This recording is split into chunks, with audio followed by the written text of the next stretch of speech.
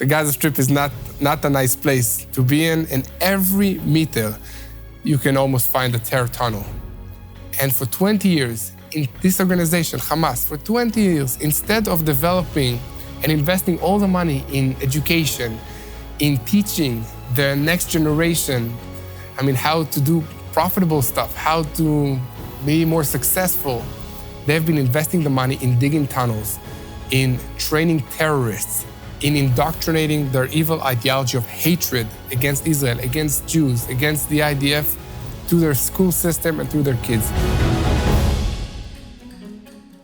Well, welcome to another Culture and Christianity discussion. I sat down recently with a good friend of mine from Israel, Yair Pinto. He was in the country for a few days, and we actually taped an episode of Alan Jackson Now, and he very graciously agreed to do a podcast as well. So you'll notice we're on the set for the TV show. Yair is an IDF soldier, an Israeli soldier, and I had done a show with him some months ago when I was in Jerusalem. In fact, that day he had surgery to repair a knee injury that he had incurred while he was with the Israelis in Gaza. And so he was back in Tennessee. And as we're getting ready to air this with you, the saga in Israel continues to unfold. In fact, we're right upon the anniversary of October the 7th, when Hamas attacked Israel and killed more than 1,200 Israelis in the most brutal of ways. Setting babies afire in their cribs, in their homes, and just heinous things. And so October the 7th is the one-year anniversary of that, but as we're preparing for that, Israel is combating a problem now on their northern border, which is Hezbollah. They are supported by Iran just as Hamas was, but in the last few days, the Israelis have taken out the leadership levels of Hezbollah with some very strategic strikes. It started a few days ago with pagers exploding, the pagers belonging to the leadership of Hezbollah.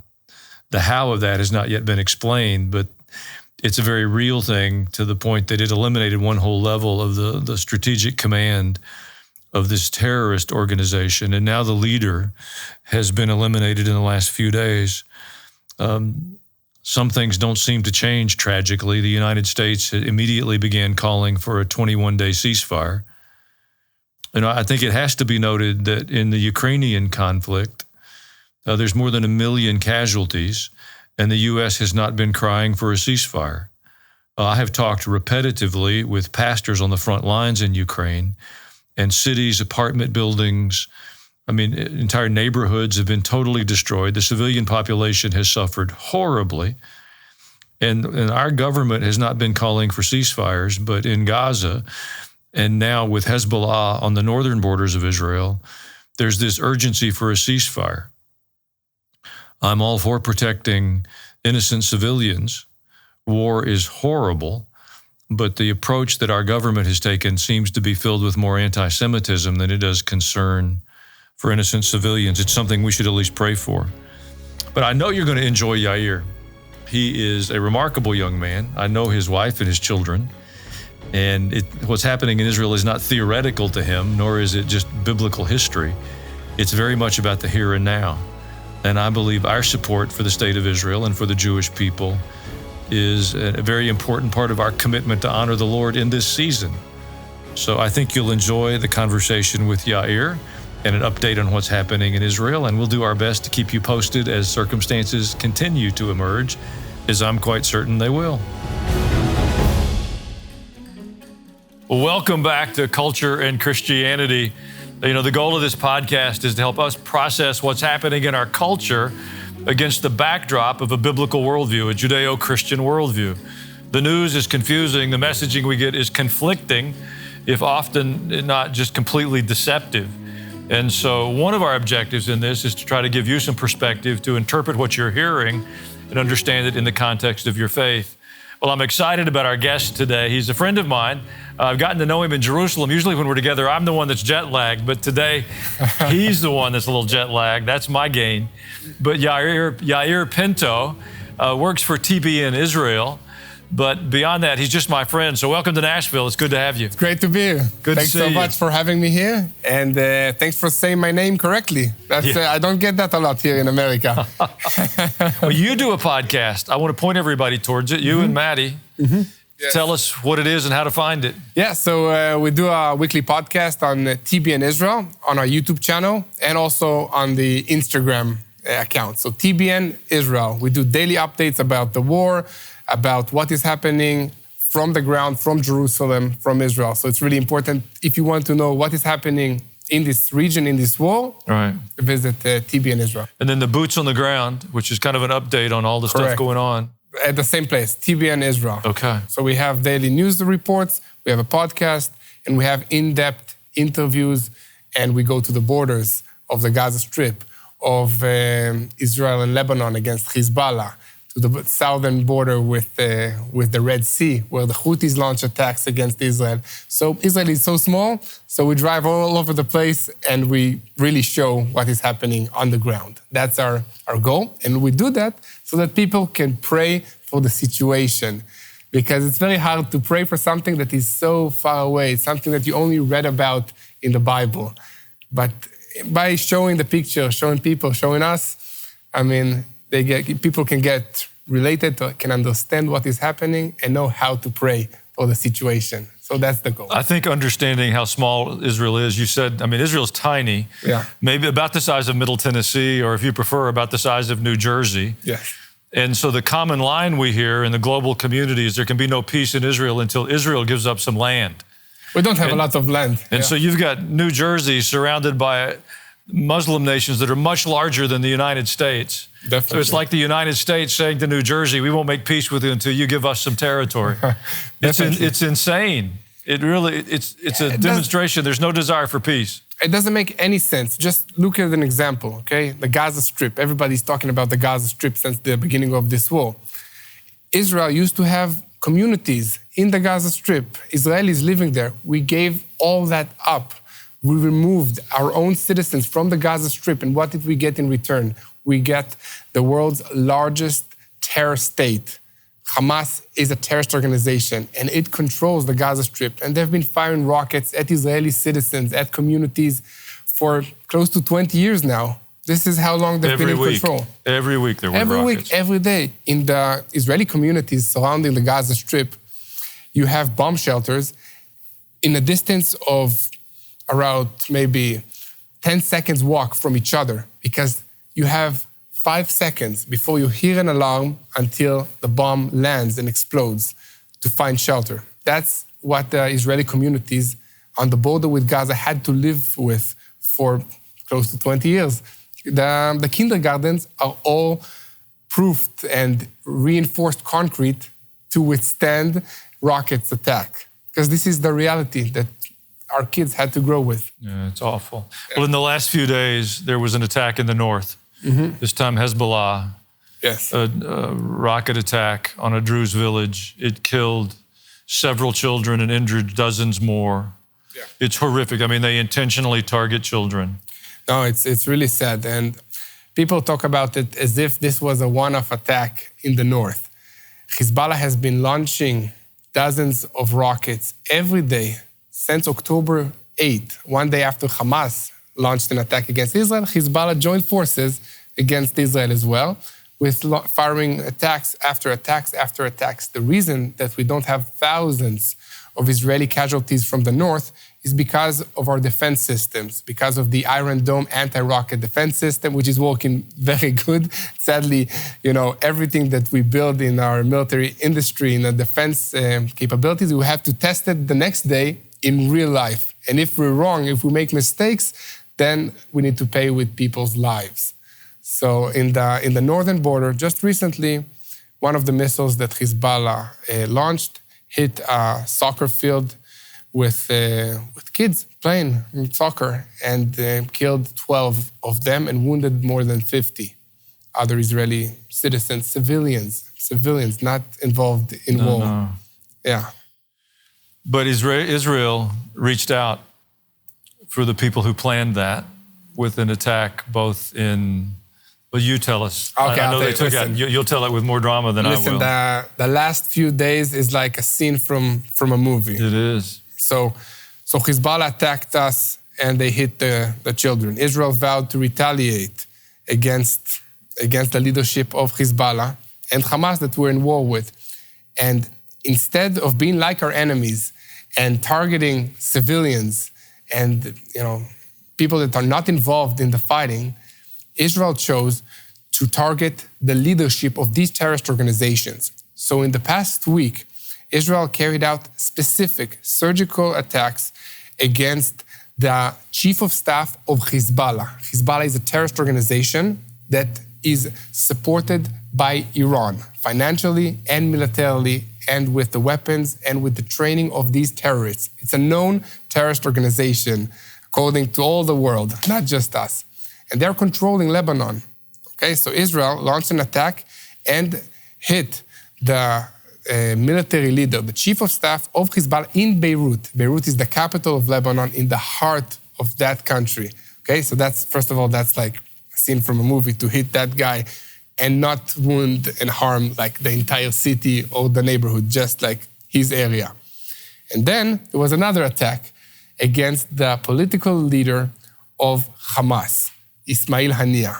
This guy, okay, is not very good to his own people because he's the leader, but he's staying in luxurious hotels in Qatar, that is funding all their operations. So his people are suffering the Gaza Strip.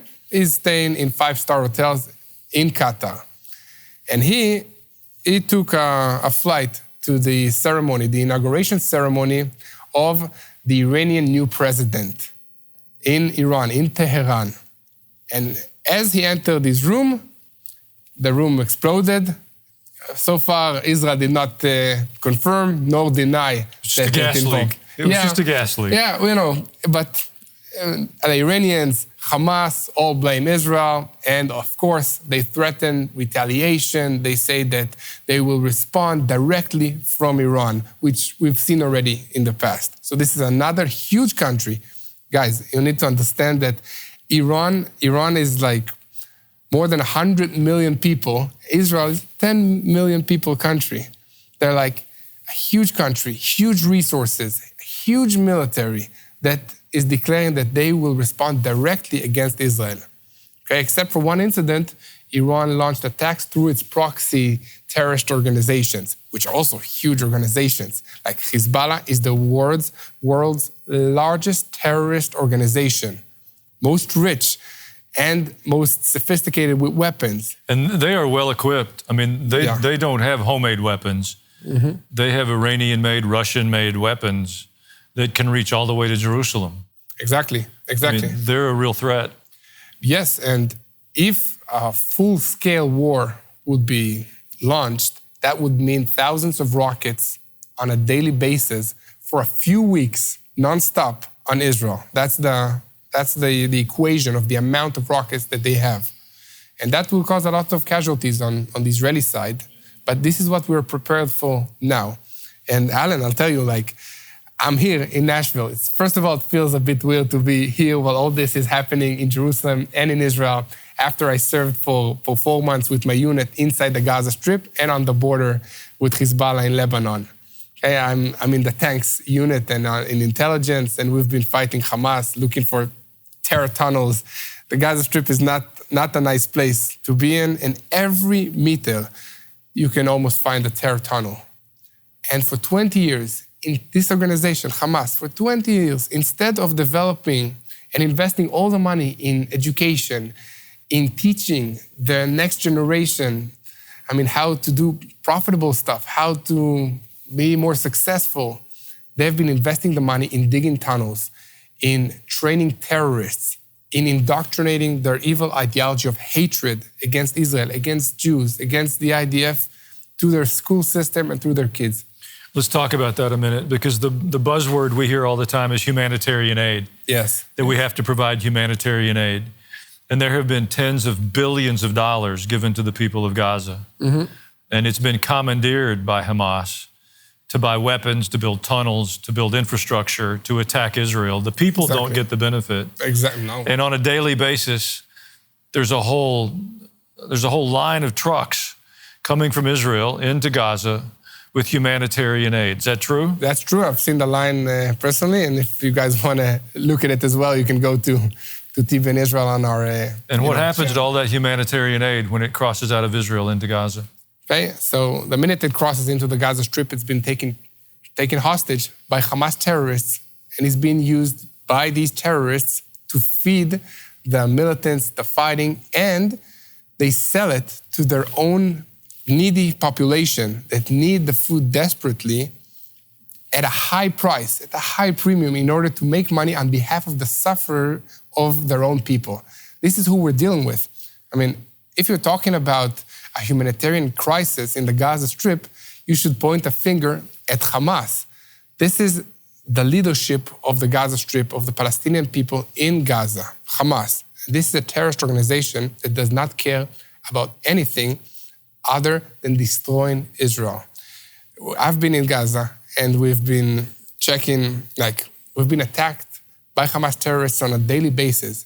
And the areas that they use to attack us from the most, that you can guess from where. I mean, from schools, from hospitals, from United Nations buildings, and from mosques.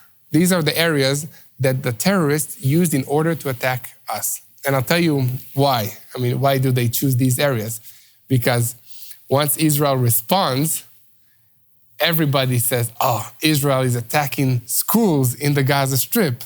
Israel is attacking mosques. Israel is attacking UN facilities in the Gaza Strip. And that's how this organization entrenched itself into the Gaza Strip. They prepare their bases underneath the United Nations building, underneath hospitals, so that they can launch attacks and then take cover and use the civilian population of the Gaza Strip as human shields. They launch attacks from hospitals and schools and daycare centers on civilian populations in Israel. Correct. And then if the Israelis respond to those places where the missiles were launched from, innocent civilians in Gaza are affected. Mm-hmm. And then the world press says Israel is attacking women and children and innocent people. Yeah, and they usually don't tell the full story that the terrorists launch attacks from these areas. And also in some incidents, the terrorists fired rockets, and these rockets landed inside the Gaza Strip and destroyed a hospital. So their own rockets kill their own people. Exactly. And they still blame you. And they still blame us. So... Yeah. I've got some problems in my life. I think I'm going to blame you for those too. It seems to be fact. Go ahead. It's kind of the trend that's going on in the world now. When I see the knuckleheads at Columbia University and Brown and these universities that we used to call elite, I refuse to call them elite any longer. Mm-hmm. They're propaganda centers. They're not educating students. But we see these people demonstrating on behalf of Hamas, a terrorist organization whose charter says they're committed a genocide against the Jewish people. Yes. And yet they demonstrate on their behalf. It shows a level of ignorance that is really difficult to understand. You would have to work to be that uninformed. Tell us a little bit, I'm curious, because I know you go to some extraordinary lengths to try to protect the civilians when you're in Gaza. Yes. You're a tank commander. Tell us a little bit about all the things you do to see to it that the innocent civilians do have an opportunity to escape. Yeah, okay, so I'll let you know what's the procedure and the lengths that the IDF is taking in order to prevent harming civilians. So let's say before the IDF is invading an area in the Gaza Strip, we send pamphlets. We send a plane with notes in Arabic, notifying the population to evacuate that area because the IDF is entering in order to attack Hamas terror positions, terrorists, and clear that area out of all militants and military activity against Israel. Okay, first of all, that's super odd because what army is letting the enemy know before it invades? Give them the game plan before you come. Yeah, kind of defeats our plan and our purpose. But that's one thing that we do. On top of that, we make phone calls. We have Israeli Arab-speaking intelligence officers that call all the numbers that we have inside the Gaza Strip and tell them, leave this area. And on top of that, before the operation begins, we give them time to evacuate, and we tell them which road they can use that is safe. Why do you need to create a safe road? And I'll tell you why. It's because Hamas terrorists are launching attacks against their own people in order to prevent them from moving out of these areas, because they want to have as much human shields and civilian casualties as possible, because it helps them to make us look bad in front of the international media, in front of the world. So we also need to tell them before we attack. We also need to call them to make sure they got it, provide a safe way out and protect that route. So that's what the IDF is doing. And I mean, I've been in the Gaza Strip for 2.5 months with my unit.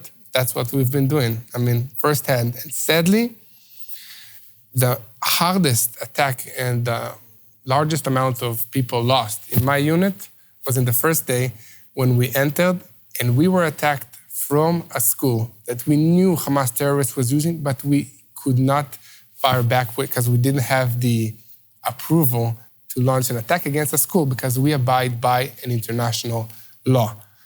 And the terrorists used that and carried out attack against us, and we lost 5 guys on the first day. So you lost friends in an attack that was coming at you from a school? Correct, yes. That is evil. Mm-hmm. You know, most of us hear about the war and we think of it in terms of casualties. But one of the real impacts on Israel has been an impact on the economy. Yes. Because tourism is an enormous part of Israel's economy. Yeah, used to be. Yeah. And tourism really has been shut down now for almost a year. Yeah. Hotels are closed, restaurants are closed. And the people that work in those service industries, they're not people that had tremendous savings accounts that they could afford not to work for months. Almost so it's been a tremendous impact economically. Yes, definitely. So first of all, it's been a tremendous impact economically. That's one. So many jobs, people are without a job because of that situation. On top of that, you said like hundreds of thousands of Israeli working men and women went to the IDF. And the army, the country, needs to pay their salaries. And they're not producing, they're not working. So that's another huge amount of economic pressure that Israel needs to deal with. And on top of that, we have around 60,000 Israeli citizens that are refugees in our own country because they used to live on the border with Lebanon. They used to live on the border with the Gaza Strip. They had to be evacuated and moved into hotels that the government is paying for, and they're not working anymore. So all of that together is very, very hard. And that's particularly, I think, humiliating and maddening for the Israelis, because you have paid such a price to have a place that's a homeland for the Jewish people that would be safe. Yeah. And now you have tens of thousands of people who for many months cannot live in their homes. Yes. In the north, because of the threats from Hezbollah, the rocket fire that comes on those communities on a regular basis. Daily basis. So those families, those children haven't been in their schools. They've missed the normal routines of their sports, of their friends. I mean, they're actually living in kibbutzim, in hotels, yes, wherever you can find them. Yes. Refugees in their own country. And yeah, without an end date. That's the hardest part. So you can tell people, okay, you need to be here for a year, half a year, but there is no end date at the moment. It's not safe to go back. And you haven't invaded Lebanon. You haven't gone in to stop the problem. Mm-hmm. Your own citizens have had very disrupted lives. Yeah. While you have shown some tremendous restraint, or while the United States has refused to support you in doing what you would need to do. You're too polite to say some of those things, but I'm not. You know, we have been, when we withdrew from Afghanistan, really handing the country back to the Taliban, who we give $50 million a week to right now, in addition to giving them billions of dollars worth of arms and hardware when we withdrew. Then we began funding Iran again, letting the world begin to trade with Iran. So Iran became wealthy. They're funding Hamas and Hezbollah. And the Houthis. In effect, we stepped back from Israel, funded her enemies, and have given global permission to launch these attacks. Mm-hmm. So we're not without culpability on what we're watching happen in our friends in Israel. And I think the general public listening, that's lost. That report certainly isn't going to come from our traditional media. Yes, that's the hardest part. That what I learned really, really fast in this war. So in the beginning, I learned that we're at war and we need to fight and defend ourselves. after maybe 2 weeks, by just listening to the media in the world, I learned that there's another front. It's the front for the public opinion and for the truth. And we are losing that front terribly. We're losing it because with all the measures that we just talked about trying to protect the civilians and the innocents in this war, the world still thinks that we are the bad guy. And even our closest allies, as you said, the United States, put a lot of pressure on us to stop the fighting in the Gaza Strip. What do you mean by stop the fighting in the Gaza Strip? We have 131 citizens, also US citizens, including babies, the elderly, children, and women in the Gaza Strip. What, you want us to just leave them there to rot in a tunnel underground? How can we stop? Rockets are still being fired at Israel. Even now, 9 months after this war started, how can we stop? The terrorist organization still claim that they want to destroy Israel. I mean, there is no way to stop this. We don't want this war. I can tell you, I'd rather just, record the TV programs about tourism, about visiting Israel, which is an amazing place to visit, by the way. We'd rather show them the Rabbi's Tunnel in the city of David. Exactly, and not talk about wars and missile and defense. But this is what we have to do in order to survive. And I think the Americans should understand that all of the enemies that you're describing say very clearly that Israel is the first target, but that America is their ultimate target. Yeah. That Israel is the little Satan and America is the great Satan. Yeah. And now we've had an open border for almost 4 years with millions of people coming across. There's no question that we have terrorists in the United States. Just recently, a few terrorists were apprehended that they had affiliation with Hamas and that they were stopped on the border. So if we caught a few, you caught a few, then many more are in already. That's the situation. And Iran wants to destroy the United States. As you said, we are the little Satan. We're like in the way before they attack the West, America, and all the Europe, the Western values, the Western countries. Thank you for standing up on our behalf. We may not be wise enough to say thank you as a nation, but I'll say it as your friend. I appreciate it, really. We talked about the wars and the terrorists and the awful things that are happening, but there's good things happening too. You have 3 beautiful children. Correct. All redheads. None of them look like me, thank God. They all look like my wife. And I was just in Israel, it was just about a month ago, with, a group of almost 80 friends. Mm-hmm. And we traveled from the north to the south, went to a wedding in Gaza, a Moroccan wedding, over 600 people. They had a party. It looked like a show from Las Vegas. They had laser lights and so much food. It was an amazing celebration. So life goes on in Israel. It's difficult and challenging, but there's some wonderful things to celebrate there as well. Yeah. I think the one good thing about Israelis is that we are optimistic, we adapt quickly, and sadly, we're used to being attacked all the time. So, I just want to tell you a funny story. Iran in April launched a huge attack against us, 250 ballistic missiles and drones. So immediately after the attack stopped, we started getting texts in all the parents' groups of the kindergarten. So, is the school going to be open tomorrow? Can we send the kids to kindergarten tomorrow? Okay, the attack ended less than a few hours after the last missile, was fired. So this is the mentality in Israel. So, I don't know, it's good, bad, but we are there, and we know that God is on our side. So that's why I think we can be optimistic and still have a plan for the future, despite all this hatred that we see, even in America and university campuses. But that's what I tell you, that was really hard for me to see. So for all the people listening to this, what can we do to help you so that you know you're not alone? Okay, so I think that first of all is to know what is happening. Okay, search for the truth, research, be a bit more, understanding of the situation. Don't just take what you see in the news and in social media and in slogans as the truth. So listen to Culture and Christianity and TBN Israel. Exactly. And we'll keep everybody informed. Definitely, and get the facts. Yeah. And that's the first thing that you can do. Second of all, we as believers in Jesus, in Yeshua, we were called to pray. And this war is not just a physical war. This is a spiritual war between good and evil. And as believers in this war, we need to pray. How do you fight a spiritual war? You pray, you fast. And in order to pray for the peace of Jerusalem, you need to understand what is happening in Israel, in Jerusalem. So I think, first of all, okay, is learning, understanding what is happening, find some good sources. Second of all, pray. First of all, pray in your heart that God will reveal to you what's right and what's wrong, because there's so much media going out there, and I cannot tell you, I mean, of course I can tell I'm speaking the truth. Alan Jackson is speaking the truth for sure, 100%. Absolutely. But don't take my word for it, okay? Pray about it.